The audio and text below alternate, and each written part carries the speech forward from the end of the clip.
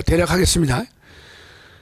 우리가 군대와 경찰을 동원, 탄핵 소추 의결서를 보면요, 이렇게 돼 있어요. 군대와 경찰을 동원해 무장 폭동하는 내란죄를 저질렀다. 그 탄핵 소추 의결서에 나오는 내용이에요. 그래서 이 내란죄가 탄핵 소추 의결의 80%에서 90%를 차지하고 있는데, 갑자기 정작 헌재에 가서는 내란죄를 빼겠다라고 했어요. 자, 여러분, 근데 갈비탕을 시켰는데 갈비가 안 나왔어요. 그러면 그게 갈비탕입니까? 그럼 맹탕이잖아요. 그렇다면 값을 우리가 지불할 수가 없다는 것이죠. 저것은 헌법재판소가 내란죄를 뺐기 때문에 각하를 해야 옳은 것이다. 더 정확히는 국회가 다시 재의결해야 된다. 그러나 뭐 국회가 재의결할 리가 없죠. 예, 다음이요. 공수처는 경찰 지휘권이 없다. 이게 좀 여러분 좀 까다로울 수 있는데요. 내용을 보면요, 아주 쉬워요. 이 공수처에서 오동훈이가 공수처가 경찰을 지휘할 수 있느냐 없느냐, 그러니까 있다는 거예요, 이 인간이. 그러면서 공수처법 제47조를 이제 얘기를 해요. 그 많은 분들은 공수처법 제47조에 따라서 공수처는 경찰에 대한 지휘권이 있다라고 떠드니까 다 맞다고 생각하죠.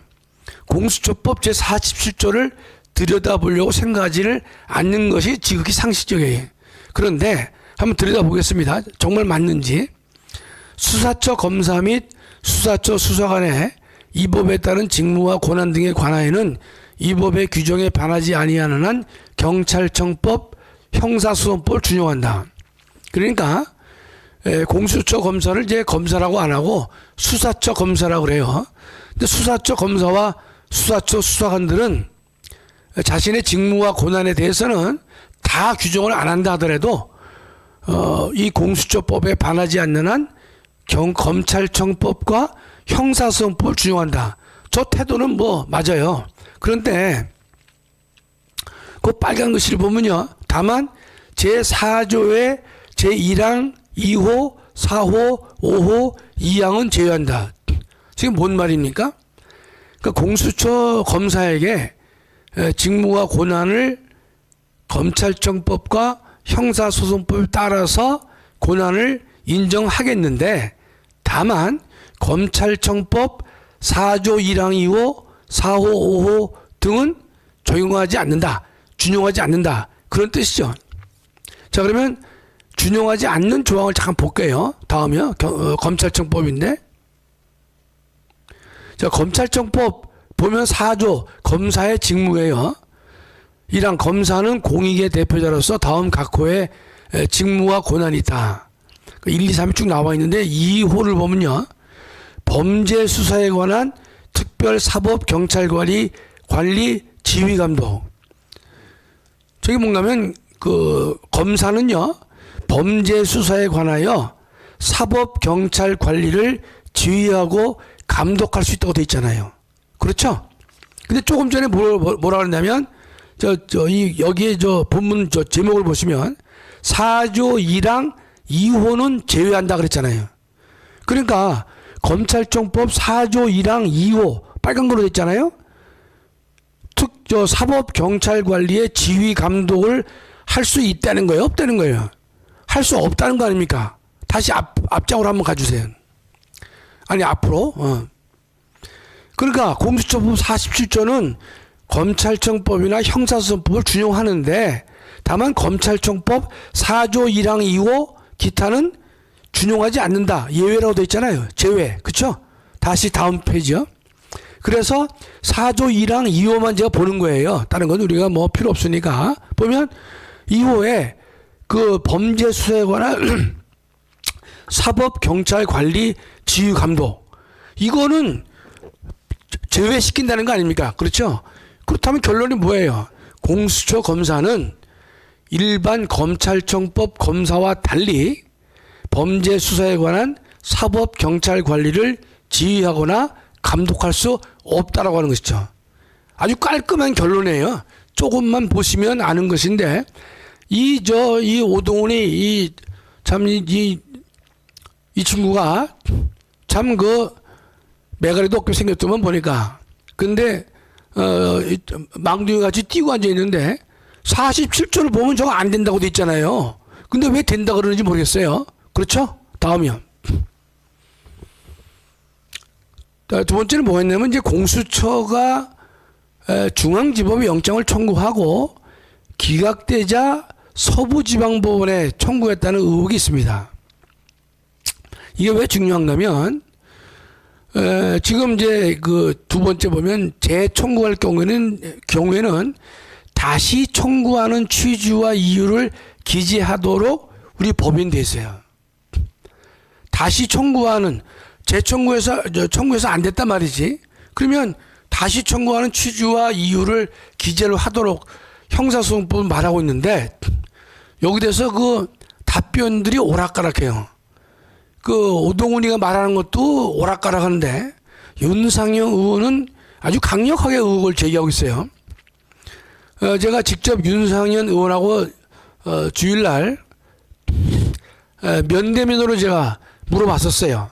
그러니까 윤상현 의원은 두 군데서 가장 정확한 소스가 있었다. 이렇게 먼저 얘기를 하더라고요. 그러면 지금 이제 국민의힘에서는 중앙지법에 영장 발부 이 대장을 이제 한번 조사를 해야 되는데 그 지금 빨리 가서 그 대장 조사부터 좀 해봤으면 좋겠어요. 아니면 중앙지법 원장이 그거 왜 확인 못합니까? 뭐 범죄 수사와 관련돼서 뭐 말해줄 수 없다고 정신 나간 소리 하지 말라 이거요. 아, 영장 발부를 했는지 안 했는지가 범죄 수사와 무슨 관계가 있다는 뜻입니까? 법원 행정처장도 거기 발뺌을 하고 있는데 참 한심한 인간들이에요. 법원 행정처장이 그거 왜 못합니까? 누가 영장 발부를 하라고 시켰어요? 그게 아니라 중앙지법에 영장을 청구해서 기각을 된 바가 있는지 영장을 청구하려다가 안 했는지 다르잖아요. 또 중요하고 영장을 청구하려다가 문제가 있으니까 안 하고 서부지방법원에 첫 번째로 냈는지 아니면 청구를 했는데 기각되어서 서부지법에 또 했는지 이걸 국민들 앞에 소상히 밝히라 이거예요. 법원 행정처장도 태도가 미진거리고 미적거리고 또 중앙 법원장도 뭐 말해줄 수 없다. 이게 무슨 국가 비밀입니까?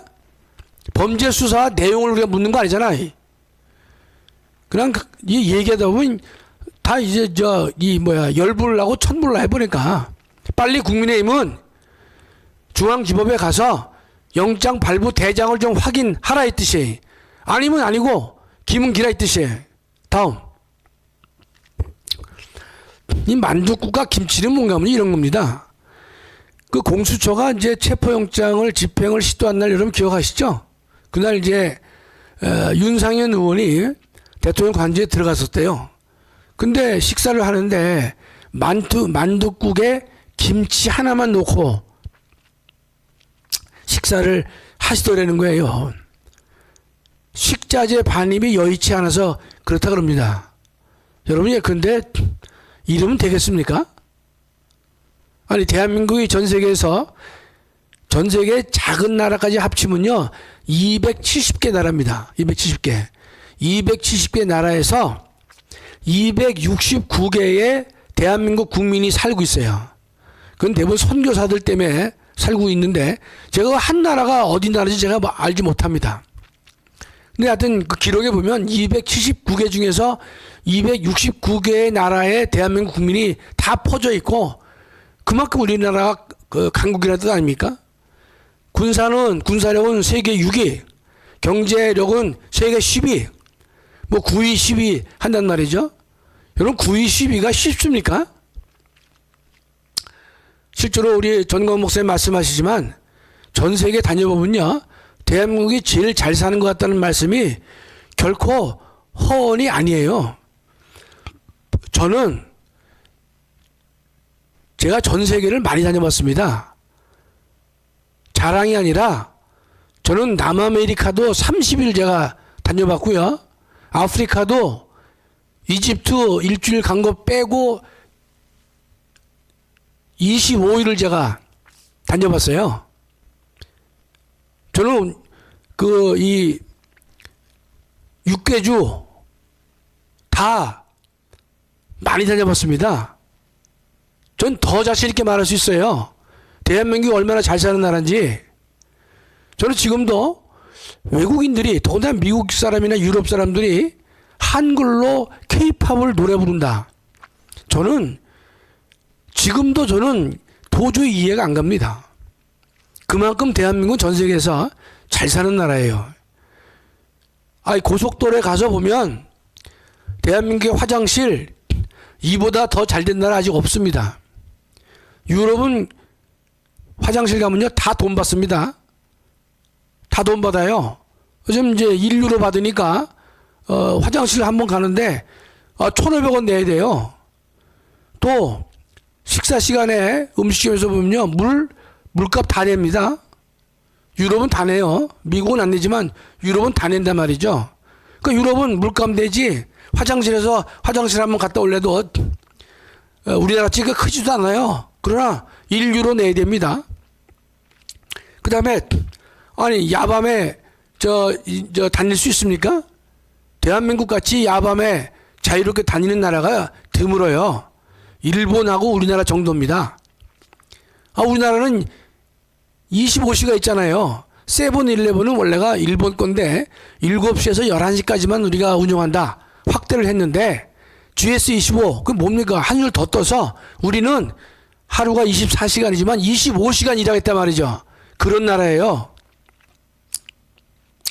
그런 나라의 대통령이 관제에서 식사하시는데 만둣국과 김치 하나밖에 없단 말이지. 이게 될 나라입니까?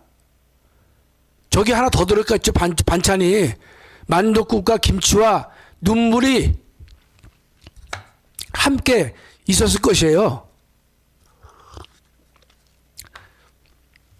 세상에 대한민국의 대통령을 내란으로 몰면서 체포하겠다고 날뛰는 놈들이 얼마나 많습니까?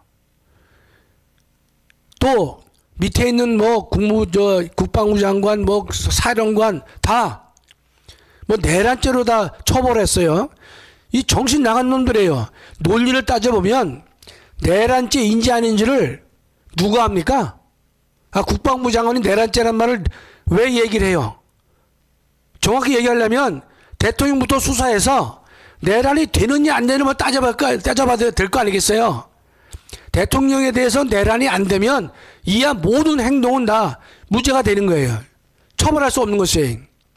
내란이 된다 하더라도 처벌 범위가 제한됩니다.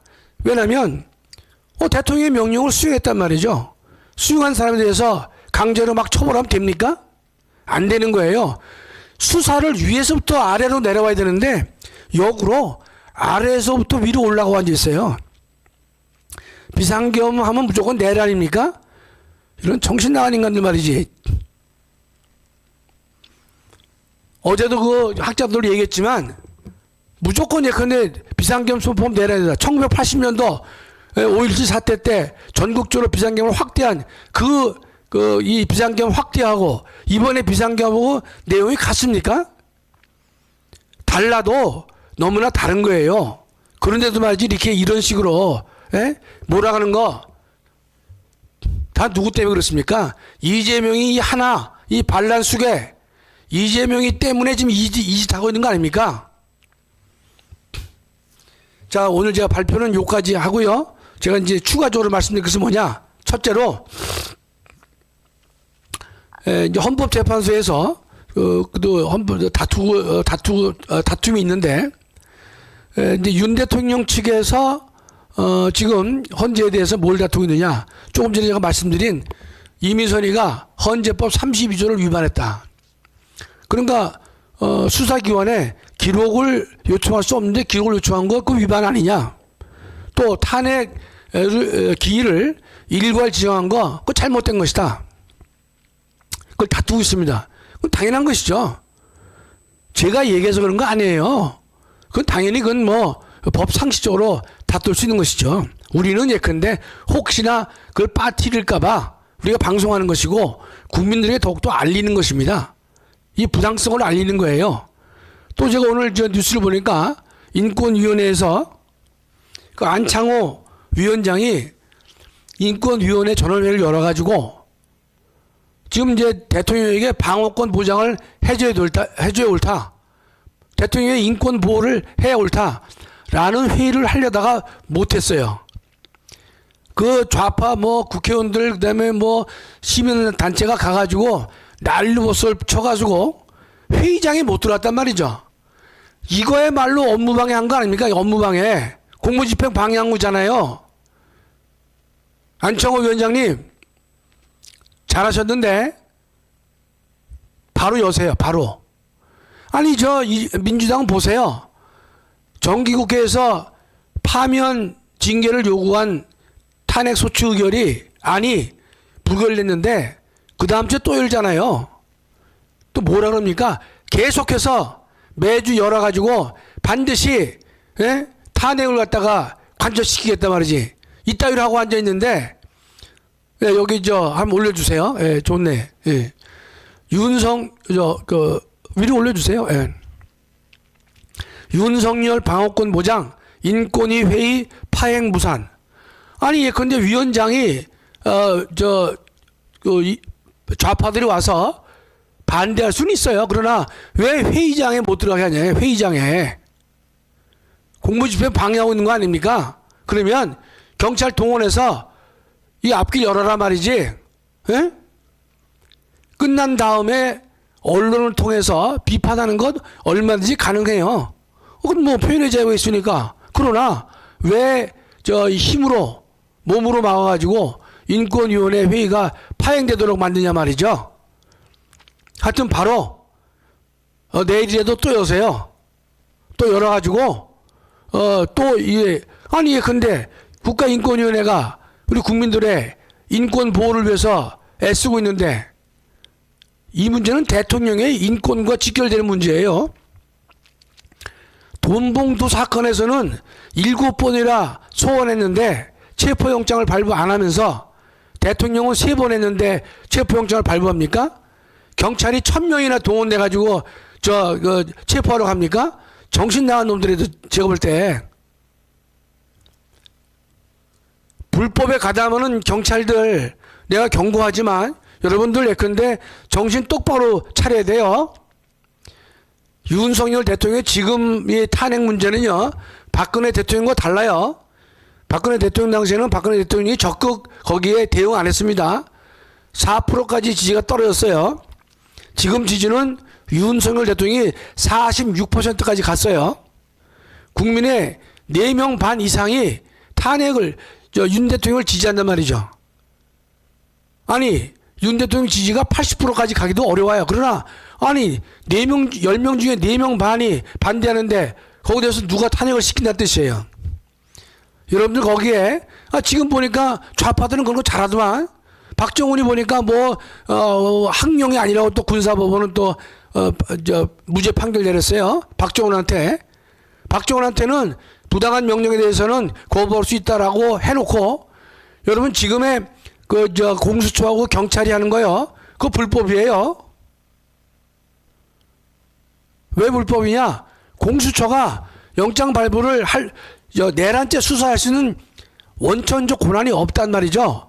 권한이 없는 인간이 어거지로 수사하고 있잖아요.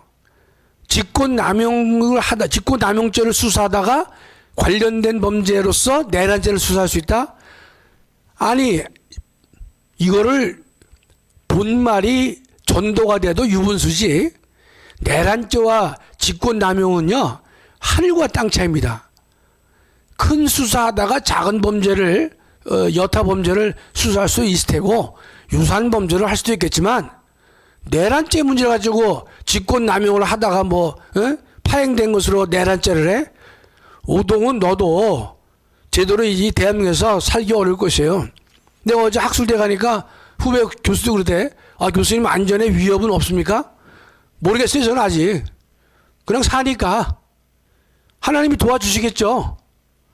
또 제가 근데 65세 정년 다 하고 큰 대고 없이 교수직 다 마쳤고 지금 이제 70대인데 지금 예컨대 대한민국을 위해서 이때를 위해서 옳은 말을 하는 것이지 그렇지 않습니까? 뭐 위협이 있는지 없는지 모르겠지만 뭐 할 수 없는 거죠. 그건. 저는 하나님께서 지켜주시리라 생각해요. 아니 불말과 불병거가 지켜주지 않겠습니까? 광화문 애국 세력도 다 여러분 하늘의 불말과 불병거가 다 지켜주시는 거예요. 예?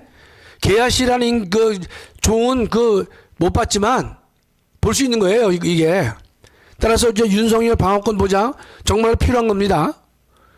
대통령에게 무조건 뭐 4월 18일 전에 어거지로 하려고 하지만 결코 쉽지 않을 것입니다. 권한 없는 공수처가 또 탈법으로 예컨대 영장 발부 받아가지고 군사실에다 압수수색 할 수 없도록 되어 있는데 그 법원 행정처장 말하는 거 보니까 다 양비론이에요. 뭐 견해가 갈린다. 견해가 갈리면 이 사람아 상대방의 이익을 위해서 하는 거지. 그것도 모르고 법원 행정처장 하고 있어? 아니 대통령이 피고인인지 아닌지 모르겠지만 다툼이 있을 때는요 피고인에게 유리한 쪽으로 하라는 게 전 세계적인 이 법의 속담이란 말이에요. 원칙이고 그러면 이렇게 될 수도 있고 저렇게 될 수 있다 그러면 누구를 위해 됩니까? 피의자 대통령을 위해서 판단을 해야 될 거 아니겠어요? 근데 뭐 이럴 수도 있고 저럴 수도 있단 말이지.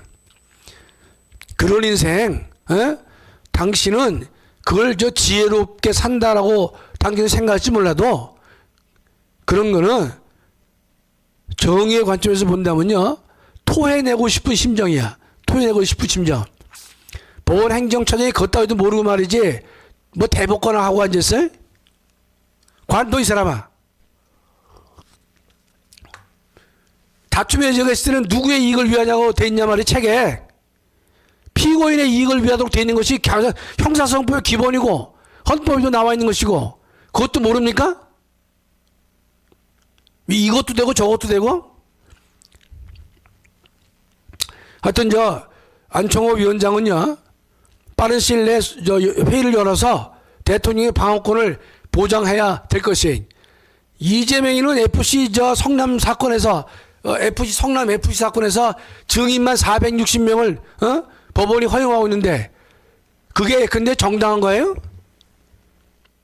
그렇게 무죄 추정의 원칙의 혜택을 보는 인간이 누굽니까?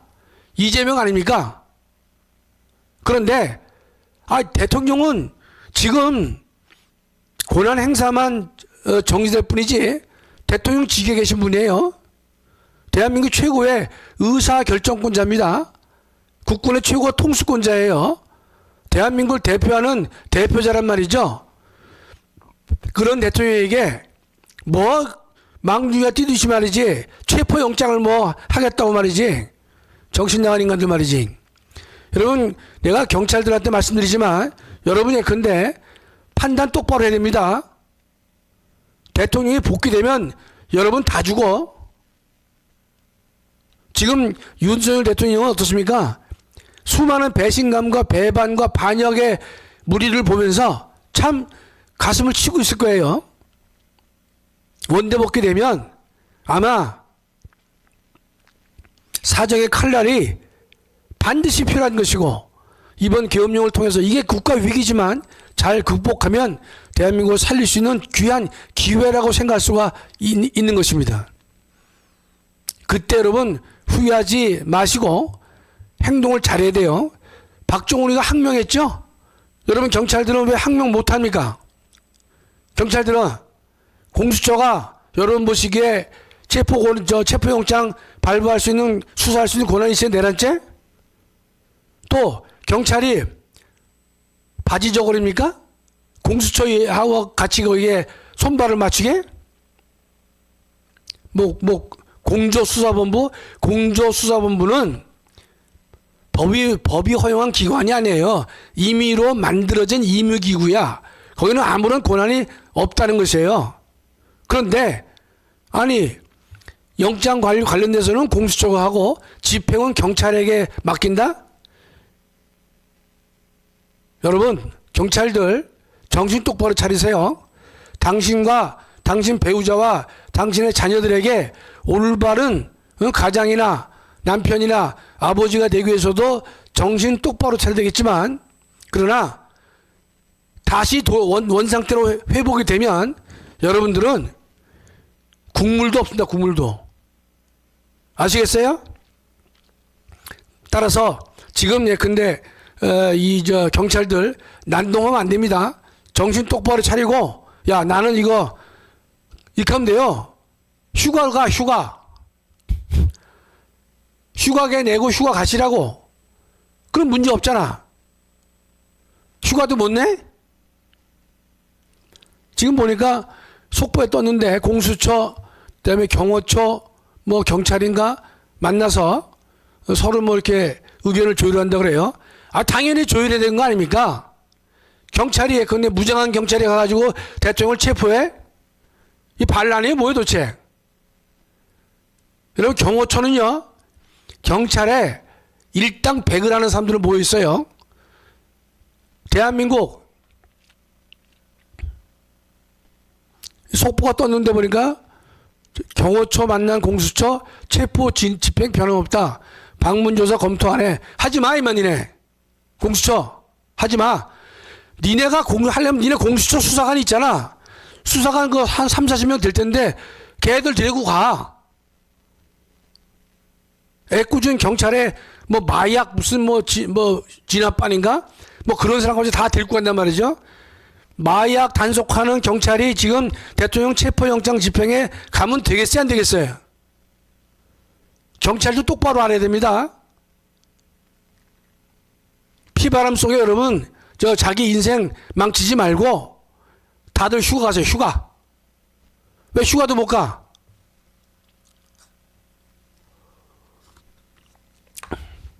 다음이요. 지금 이제 대통령께서 그쪽에서는 이제 정계선, 이 정계선 재판관에 대해서 기피 신청을 했거든요. 이 정계선은 어떤 이제 사람인가면, 이 정계선이가 지난번에 이 오동훈이하고 정계선이가 동기예요. 4, 5년 그 한솥밥 먹은 친구예요. 아주 가깝죠. 그러니까 이 정계선이가 아마 의혹이지만 오동훈하고 친하니까, 야, 서부지방법원에 내면 우리가 영장 발부해 줄게. 제가 엊그제 우연하게 짜증나서 안 보는데 우연하게 잠깐 보니까 어느 패널이 이런 말을 해요. 아니, 주소지에 관할에 서부지방법원 낸 게 뭐가 문제냐 그래요. 그래서 내가 그 상대방 이제 이 우파 패널은 뭐 말을 하는데, 아유, 내 마음에 안 들었던. 아니, 서부지방법원이 주소지니까 청구할 수도 있어요. 그러나 원칙이 왜 원칙이? 중앙지법이 원칙 아닙니까? 그 원칙과 예외를 분명히 하는 거 아니에요. 아, 원칙과 예외가 있는데 예외를 원칙으로 합니까? 그런 정신 나간 놈들이 세상에 어디 있어요? 원칙을 지키되 원칙적으로 안 될 때, 그럴 때는 부득이하게 예외 조항으로 가는 거죠. 그게 법의 기본 원리 아닙니까? 뭔 말도 안 되는 소리 갖다가 말이지, 에? 뭐 주소지 관할할 수 있으니까 한단 말이지. 그건 예외야, 예외. 원칙으로 하다 안 되면 예외적으로 할 수 있다는 뜻이. 예외를 원칙으로 하는 게 옳습니까? 이 정계선이가 이제 재판관이 됐는데 공정한 재판을 기대하기 어렵다 해서 기피 신청을 냈어요. 그래서 아마 오늘 10시에 재판관 회의를 소집했어요. 그러니까 지금 헌재도요, 이거 나오면 빨리빨리 대응해요. 왜? 하루라도 더 일찍 이 탄핵 심판을 끝내고 싶다 이거였죠. 예. 그래서 오늘이 14일이죠. 14일 뭐 10시에 회의를 소집했어요. 물론 또 얘기하겠지. 기피 사유가 안 된다고. 그러나 왜 이 정계선이가 공정한 심판을 기대하기 어려우냐? 이 정계선이는요, 법원 내 진보적 성향의 우리법 연구회 회원이자 회장을 역임했어요.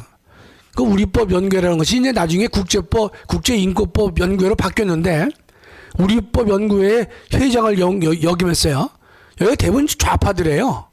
이 우리법이 말이 왜 나왔냐면 다 맞는 건 아니지만 제가 짐작컨대 이게 북한과 관련됐다고 보는 거예요. 우리 뭐 이런 등등. 그다음에 그 청문회에서는요 뭐라고 떠들었느냐? 이 탄핵에 대해서 예단하는 듯한 얘기를 했단 말이죠. 그러니까 예단에 염려가 있는 사람은 우리가 기피해야 오는 거 아니겠습니까? 또 중요한 것은 이 정계선 재판관의 남편이 황필규 변호사인데, 황필규 변호사가 국회 측 대리인단의 공동대표인 김희수와 같이 지금 현재 로펌에서 일하고 있는 것이, 그러니까 국회 측 소추인단의 공동대표가 김희수라고 돼. 김희수는 뭔가면 예전에 이 통진당 위헌 판결 내렸을 경우에 유일하게 혼자서 반대 의견 낸 이 좌파 재판관이란 말이죠. 이 친구가 지금 현재 국회 측의 공동대표단으로 들어가 있어요. 나이가 있으니까 뭐 공동대표가 됐겠죠. 그 김희수와 황필규가 같은 그 변호사 로펌에서 근무하고 있다. 근무. 여기 또 올려줘요. 예. 내가 한 얘기가 똑같이 있네. 예.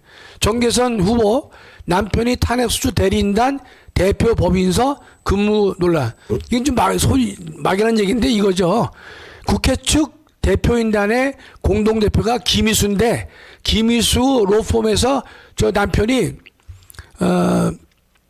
이 이름이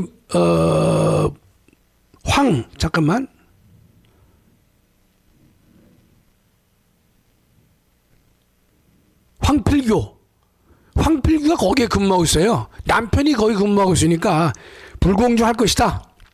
그러니까 청문회 때 하는 말도 봐도 예컨대 이 탄핵을 긍정하는 듯한 예단을 가지고 있고, 또 지금 이 소추인단의 공동대표를 맡고 있는 로펌에서 같이 근무하는 사람이 남편이라는 말이죠. 그렇기 때문에 이건 불공정 시비가 될 수밖에 없는 거죠.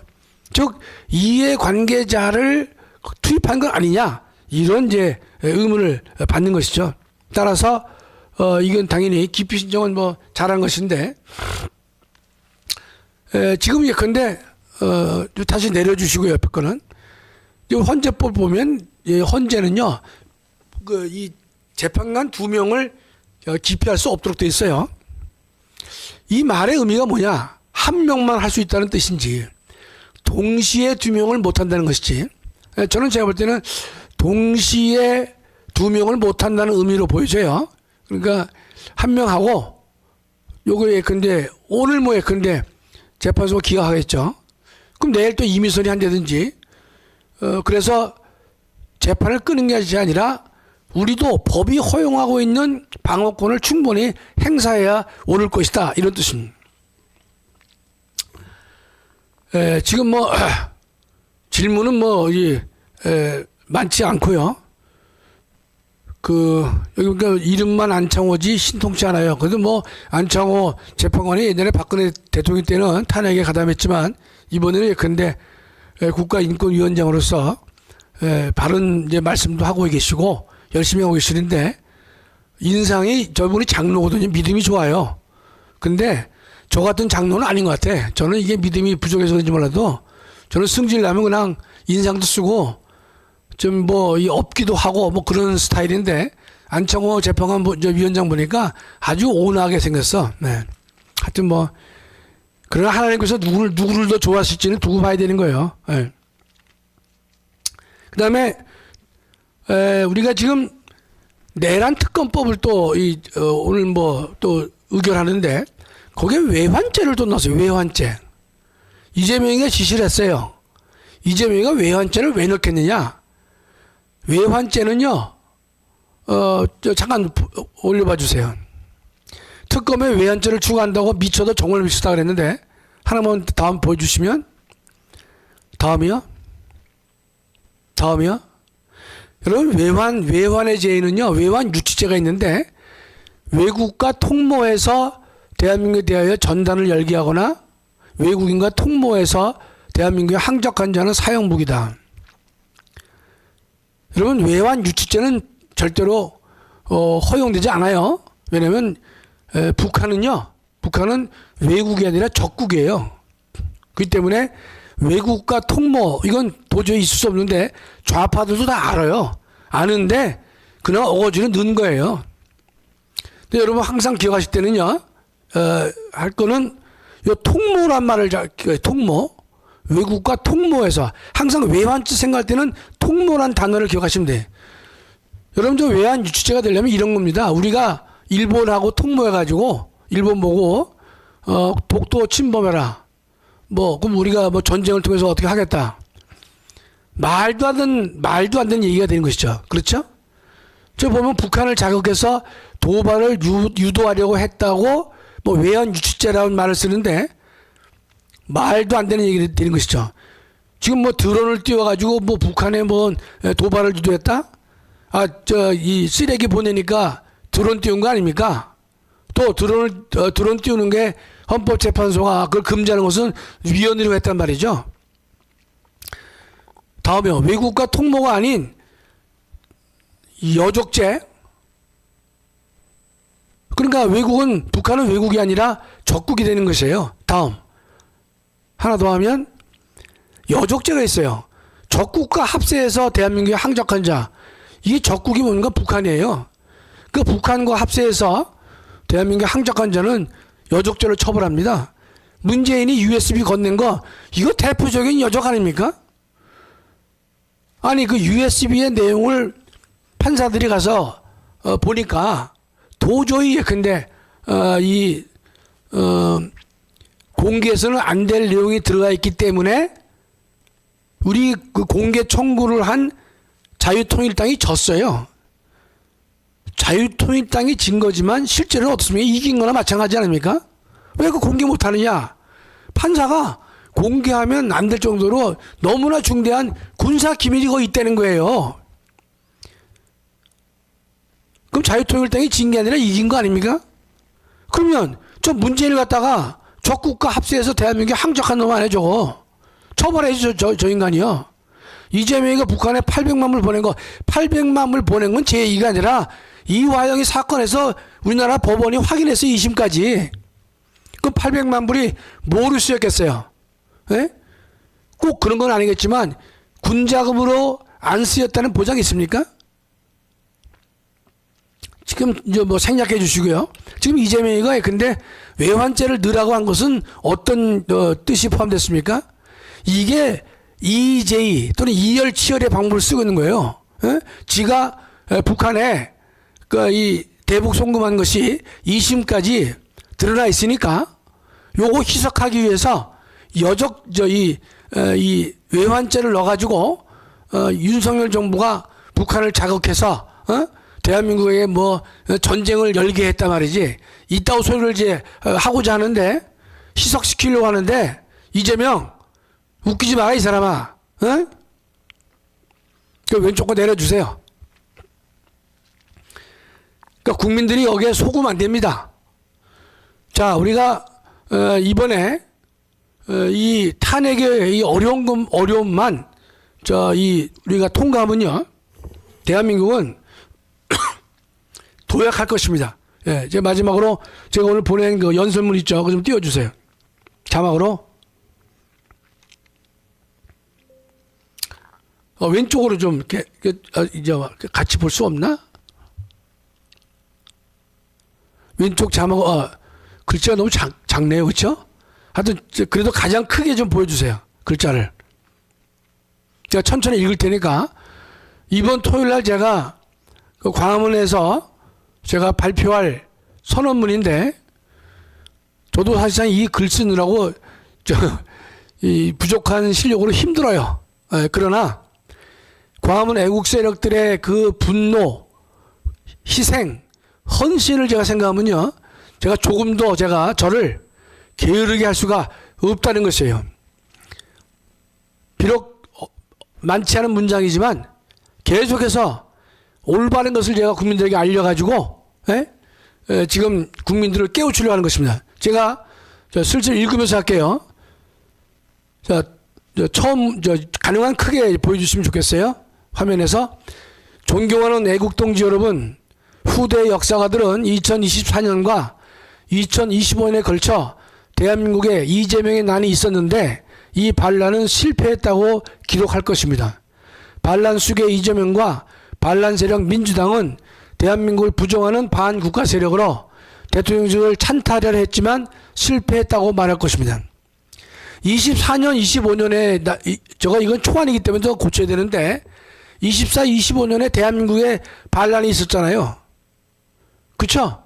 그 이재명이 난이에요. 근데 실패했다고 역사가들은 기록할 것이다.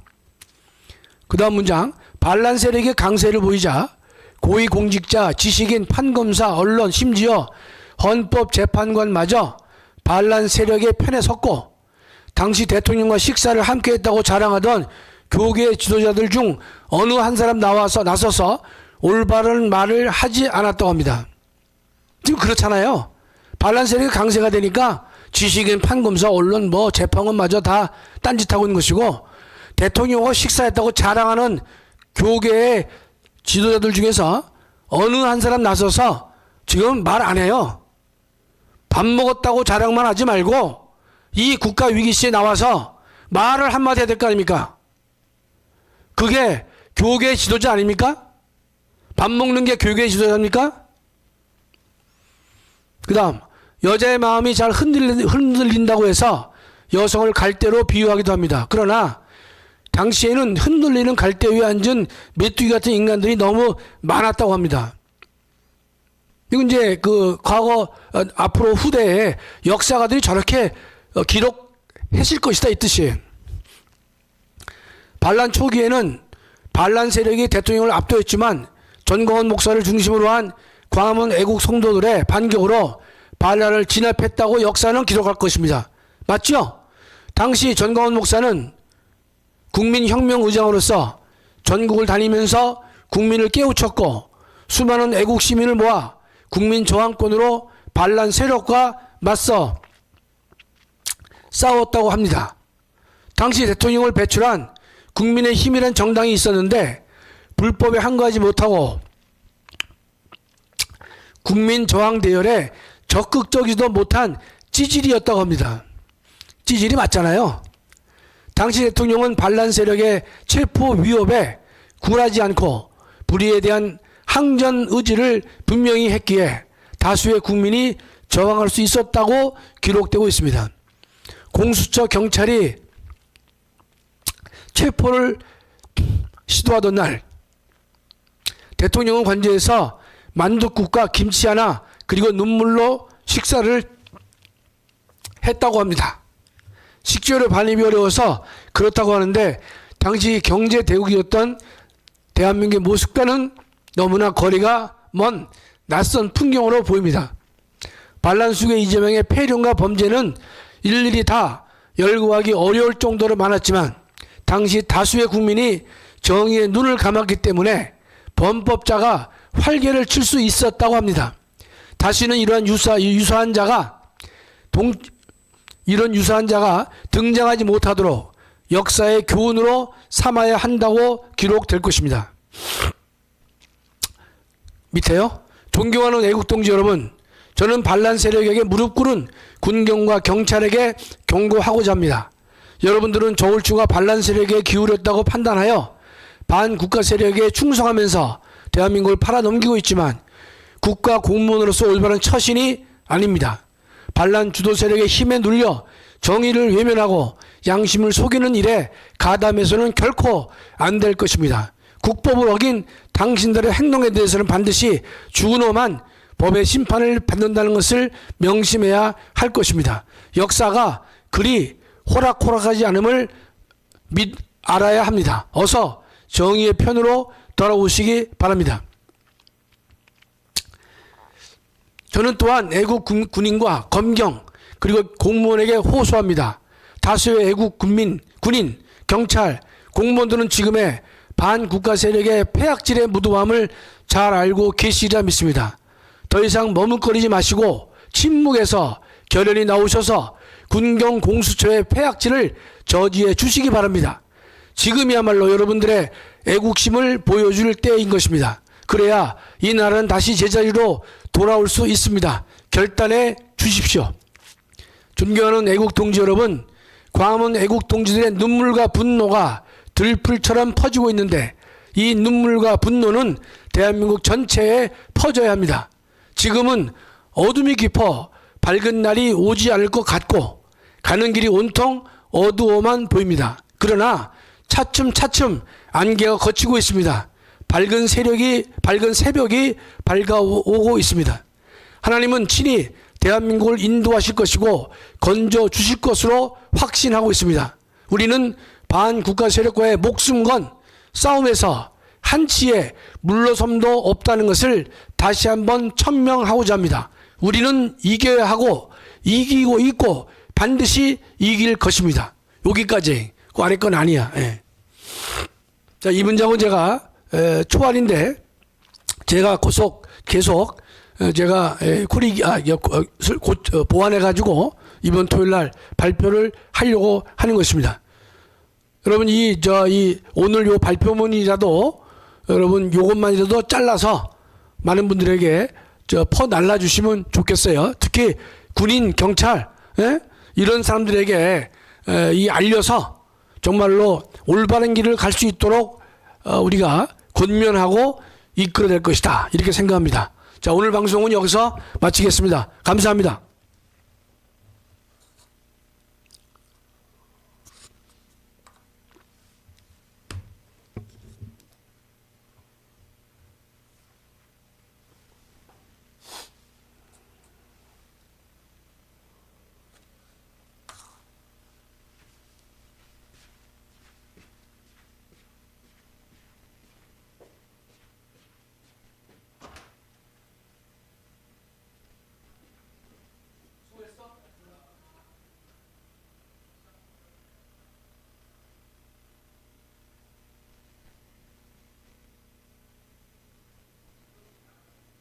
마지막 그 호소물 있잖아. 마지막 그거만 좀 잘라가지고 또 한번 영상 좀 만든다. 그렇게 퍼지게.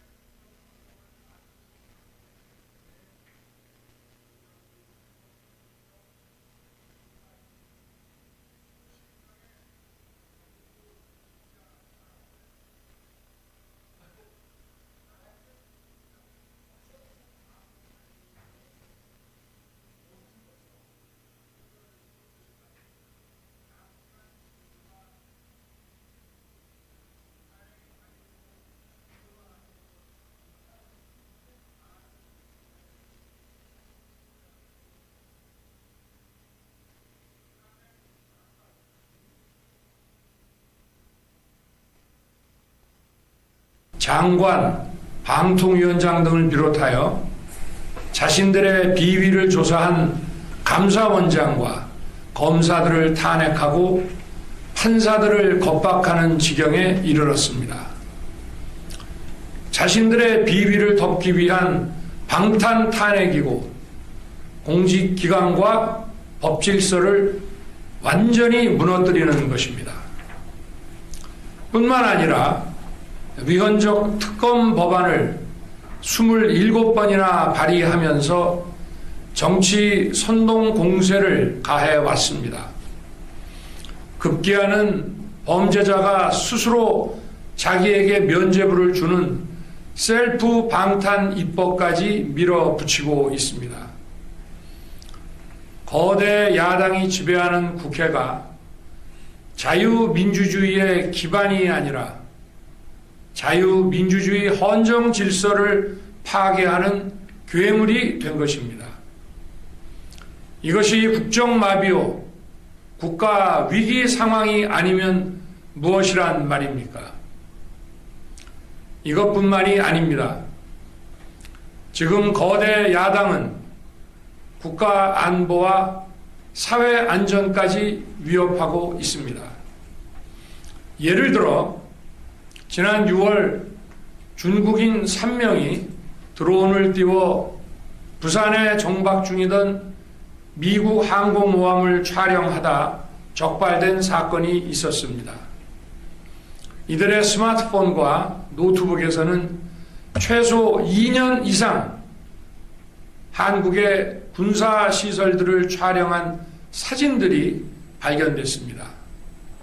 지난달 40일에는 40대 중국인이 드론으로 국정원을 촬영하다 붙잡혔습니다. 이 사람은 중국에서 입국하자마자 곧장 국정원으로 가서 이 같은 일을 벌인 것으로 확인됐습니다. 하지만 현행 법률로는 외국인의 간첩 행위를 간첩죄로 처벌할 길이 없습니다. 이러한 상황을 막기 위해 형법의 간첩죄 조항을 수정하려 하였지만 거대 야당이 완강히 가로막고 있습니다. 지난 정권 당시 국정원의 대공수사권을 박탈한 것도 모자라서 국가보안법 폐지도 시도하고 있습니다. 국가 안보를 위협하는 간첩을 잡지 말라는 것 아닙니까? 북한의 불법적인 핵무장과 미사일 위협 도발에도 GPS 교란과 오물 풍선에도 민주노총 간첩 사건에도 거대 야당은 이에 동조할 뿐 아니라 오히려 북한 편을 들면서 이에 대응하기 위해 고군분투하는 정부를 흠집내기만 했습니다. 북한의 불법 핵 개발에 따른 유엔 대북 제재도 먼저 풀어야 한다고 주장합니다. 도대체 어느 나라 정당이고 어느 나라 국회인지 알 수가 없습니다. 검찰과 경찰의 내년도 특경비, 특활비 예산은 아예 0원으로 깎았습니다. 금융 사기 사건, 사회적 약자 대상 범죄, 마약 수사 등 민생 침해 사건 수사, 그리고 대공 수사에 쓰이는 기묘한 예산입니다. 마약, 딥페이크 범죄 대응 예산까지도 대폭 삭감했습니다. 자신들을 향한 수사 방해를 넘어 마약 수사, 조폭 수사와 같은 민생 사범 수사까지 가로막는 것입니다. 대한민국을 간첩 천국, 마약 소굴, 조폭 나라로 만들겠다는 것 아닙니까? 이런 사람들이야말로 나라를 망치려는 반국가 세력 아닙니까? 그래놓고 자신들의 특권을 유지하기 위한 국회 예산은 오히려 늘렸습니다. 경제도 위기 비상 상황입니다. 거대 야당은 대한민국의 성장 동력까지 꺼뜨리려고 하고 있습니다. 민주당이 삭감한 내년 예산 내역을 보면 잘 알 수 있습니다. 원전 생태계 지원 예산을 삭감하고 체코 원전 수출 지원 예산은 무려 90%를 깎아버렸습니다. 차세대 원전 개발 관련 예산은 거의 전액을 삭감했습니다. 기초과학연구, 양자, 반도체, 바이오 등 미래 성장 동력 예산도 대폭 삭감했습니다. 동해가스전 시추 예산, 이른바 대왕고래 사업 예산도 사실상 전액 삭감했습니다. 청년 일자리 지원 사업, 취약계층 아동 자산 형성 지원 사업, 아이들 돌봄 수당까지 손을 댔습니다. 산업 생태계 조성을 위한 혁신 성장 펀드, 강소기업 육성 예산도 삭감했습니다. 재해 대책 예비비는 무려 1조 원을 삭감하고 팬데믹 대비를 위한 백신 개발과 관련 R&D 예산도 깎았습니다. 이처럼 지금 대한민국은 거대 야당의 의회 독재와 폭거로 국정이 마비되고 사회 질서가 교란되어 행정과 사법의 정상적인 수행이 불가능한 상황입니다. 국민 여러분, 여기까지는 국민 여러분께서도 많이 아시고 계실 것입니다. 하지만 제가 비상계엄이라는 엄중한 결단을 내리기까지 그동안 직접 차마 밝히지 못했던 더 심각한 일들이 많이 있습니다. 작년 하반기 선거관리위원회를 비롯한 헌법기관들과 정부기관에 대해 북한의 해킹 공격이 있었습니다. 국가정보원이 이를 발견하고 정보 유출과 전산 시스템 안전성을 점검하고자 했습니다. 다른 모든 기관들은 자신들의 참관하에 국정원이 점검하는 것에 동의하여 시스템 점검이 진행되었습니다. 그러나 선거관리위원회는 헌법기관임을 내세우며 완강히 거부하였습니다. 그러다가 선관위의 대규모 채용 부정 사건이 터져 감사와 수사를 받게 되자 국정원의 점검을 받겠다고 한 발 물러섰습니다. 그렇지만 전체 시스템 장비의 아주 일부분만 점검에 응하였고 나머지는 불응했습니다. 시스템 장비 일부분만 점검했지만 상황은 심각했습니다. 국정원 직원이 해커로서 해킹을 시도하자 얼마든지 데이터 조작이 가능하였고 방화벽도 사실상 없는 것이나 마찬가지였습니다. 비밀번호도 아주 단순하여 1, 2, 3, 4, 5 같은 식이었습니다. 시스템 보안관리 회사도 아주 작은 규모의 전문성이 매우 부족한 회사였습니다. 저는 당시 대통령으로서 국정원의 보고를 받고 충격에 빠졌습니다. 민주주의의 핵심인 선거를 관리하는 전산 시스템이 이렇게 엉터리인데 어떻게 국민들이 선거 결과를 신뢰할 수 있겠습니까? 선관위도 국정원의 보안 점검 과정에 입회하여 지켜보았지만 자신들이 직접 데이터를 조작한 일이 없다는 변명만 되풀이할 뿐이었습니다.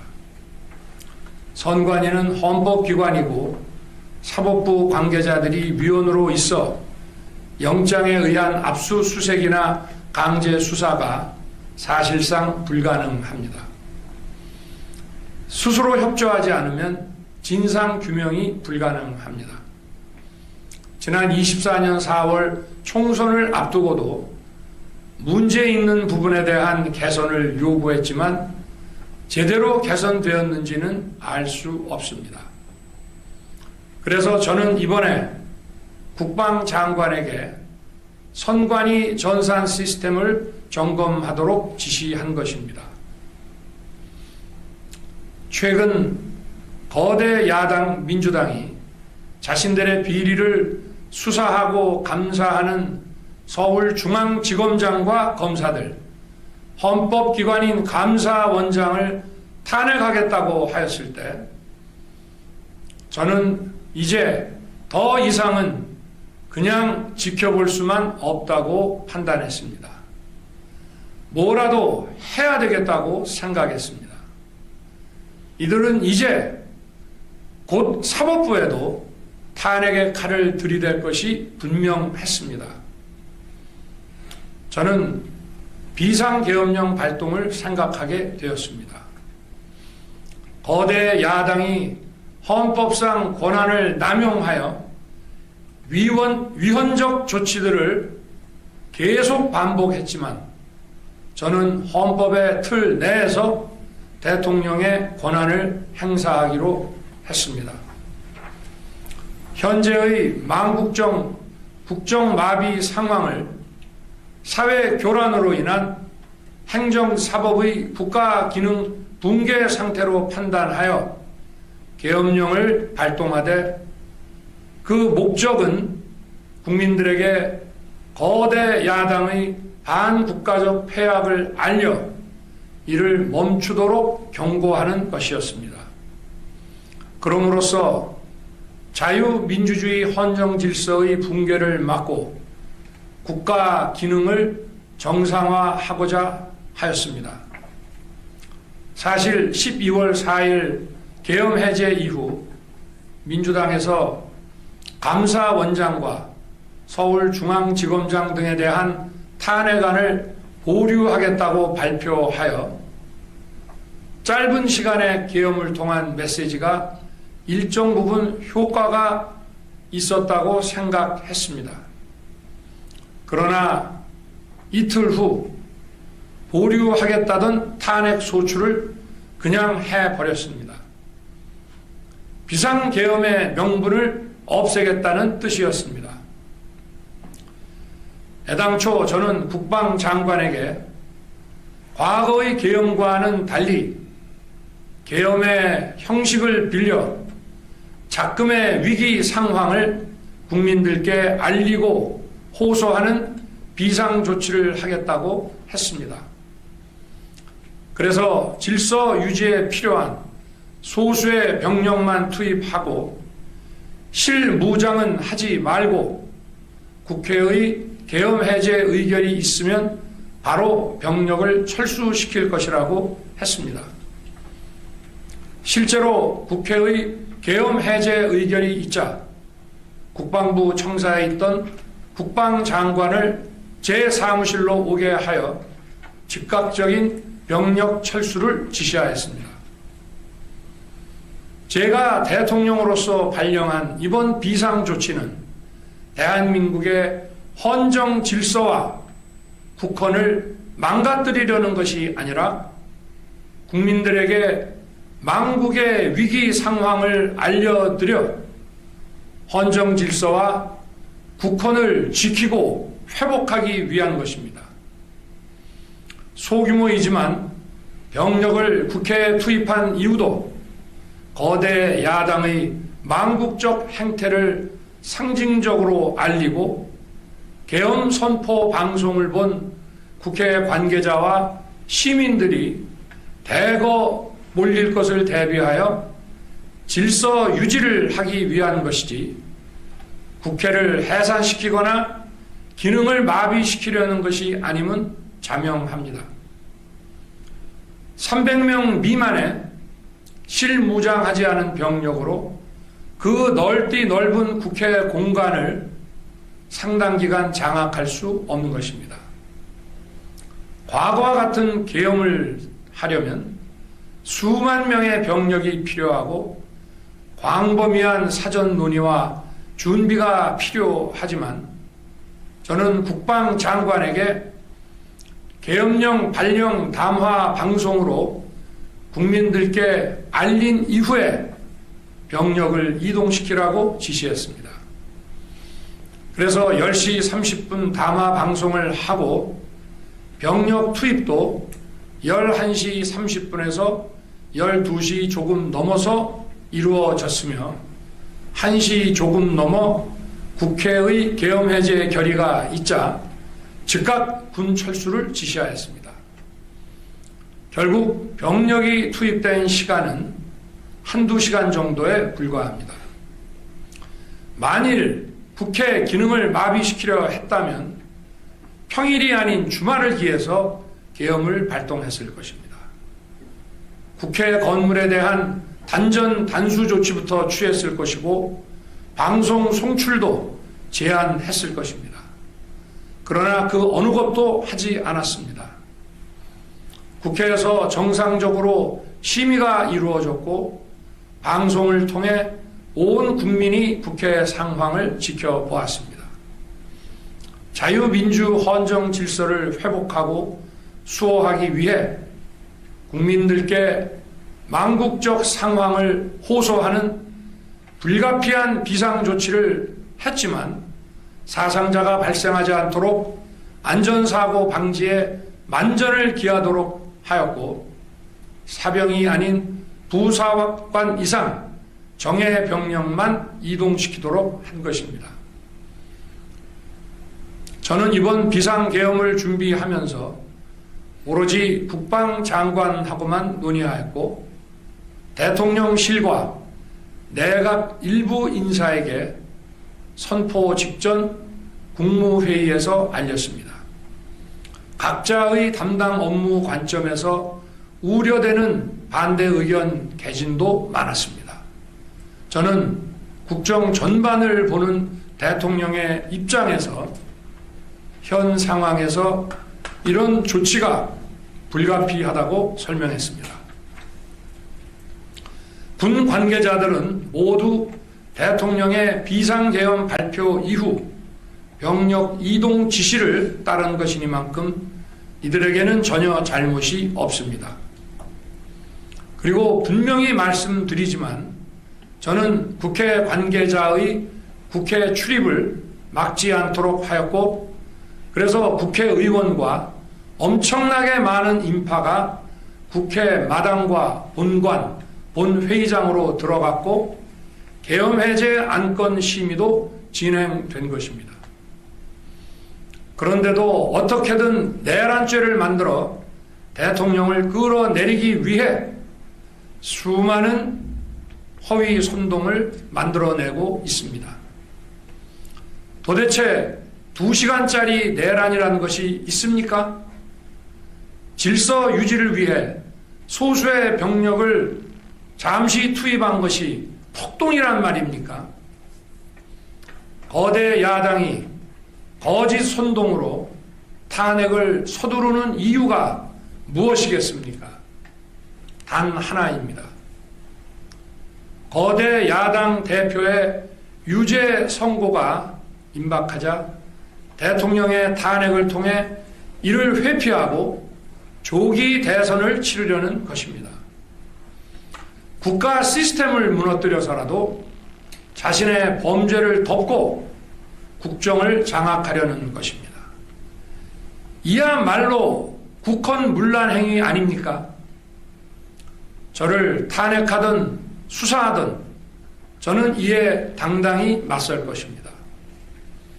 저는 이번 계엄 선포와 관련해서 법적, 정치적 책임 문제를 회피하지 않겠다고 이미 말씀드린 바 있습니다. 저는 대통령 취임 이후 지금까지 단 한순간도 개인적인 인기나 대통령 임기, 자리 보존에 연연해온 적이 없습니다. 자리 보존 생각만 있었다면 국헌문란 세력과 구태여 맞서 싸울 일도 없었고 이번과 같이 비상계엄을 선포하는 일은 더더욱 없었을 것입니다. 5년 임기 자리 지키기에만 매달려 국가와 국민을 외면할 수 없었습니다. 저를 뽑아주신 국민의 뜻을 저버릴 수 없었습니다. 하루가 멀다 하고 다수의 힘으로 입법 폭고를 일삼고 오로지 방탄에만 혈안되어 있는 거대 야당의 의회 독재에 맞서 대한민국의 자유민주주의와 헌정 질서를 지키려 했던 것입니다. 그 길밖에 없다고 판단해서 내린 대통령의 헌법적 결단이자 통치 행위가 어떻게 내란이 될 수 있습니까? 대통령의 비상계엄 선포권 행사는 사명권 행사, 외교권 행사와 같은 사법심사의 대상이 되지 않는 통치 행위입니다. 국민 여러분, 지금 야당은 저를 중범죄자로 몰면서 당장 대통령 측에서 끌어내리려 하고 있습니다. 만일 망국적 국헌문란 세력이 이 나라를 지배한다면 어떤 일이 벌어지겠습니까? 위헌적인 법률, 셀프 면죄부 법률, 경제 폭망 법률들이 국회를 무차별 통과해서 이 나라를 완전히 부술 것입니다.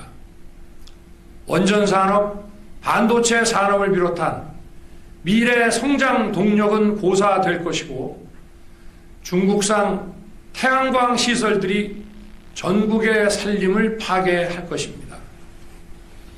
우리 안보와 경제의 기반인 한미 동맹, 한미일 공조는 또다시 무너질 것입니다. 북한은 핵과 미사일을 고도화하여 우리의 삶을 더 심각하게 위협할 것입니다. 그러면 이 나라 대한민국의 미래가 어떻게 되겠습니까? 간첩이 활개치고 마약이 미래 세대를 망가뜨리고 조폭이 설치는 그런 나라가 되지 않겠습니까? 지금껏 국정 마비와 국헌 문란을 주도한 세력과 범죄자 집단이 국정을 장악하고 대한민국의 미래를 위협하는 일만큼은 어떤 일이 있어도 막아야 합니다. 저는 끝까지 싸울 것입니다. 국민 여러분, 국정 마비의 망국적 비상 상황에서 나라를 지키기 위해 국정을 정상화하기 위해 대통령의 법적 권한으로 행사한 비상계엄 조치는 대통령의 고도의 정치적 판단이고 오로지 국회의 해제 요구만으로 통제할 수 있는 것입니다. 이것이 사법부의 판례와 헌법학계의 다수 의견임을 많은 분들이 알고 있습니다. 저는 국회 해제 요구를 즉각 수용했습니다.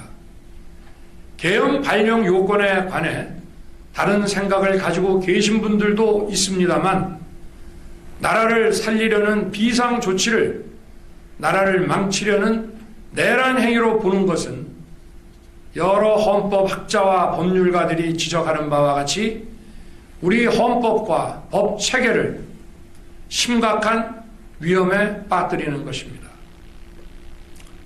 저는 묻고 싶습니다. 지금 여기저기서 광란에 칼춤을 추는 사람들은 나라가 이 상태에 오기까지 어디서 도대체 무엇을 했습니까? 대한민국의 상황이 위태롭고 위기에 놓여 있다는 생각도 전혀 하지 않았다는 말입니까? 공직자들에게 당부합니다. 엄중한 안보 상황과 글로벌 경제 위기에서 국민의 안전과 민생을 지키는 일에 흔들림 없이 매진해 주시기 바랍니다. 국민 여러분, 지난 2년 반 저는 오로지 국민만 바라보며 자유민주주의를 지키고 재건하기 위해 불의와 부정, 민주주의를 가장한 폭거에 맞서 싸웠습니다. 피와 땀으로 지켜온 대한민국, 우리의 자유민주주의를 지키는 길에 모두 하나가 되어 주시길 간곡한 마음으로 호소드립니다. 저는 마지막 순간까지 국민 여러분과 함께 싸우겠습니다.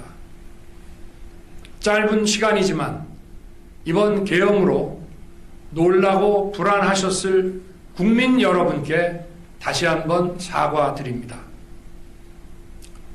국민 여러분에 대한 저의 뜨거운 충정만큼은 믿어주십시오. 감사합니다.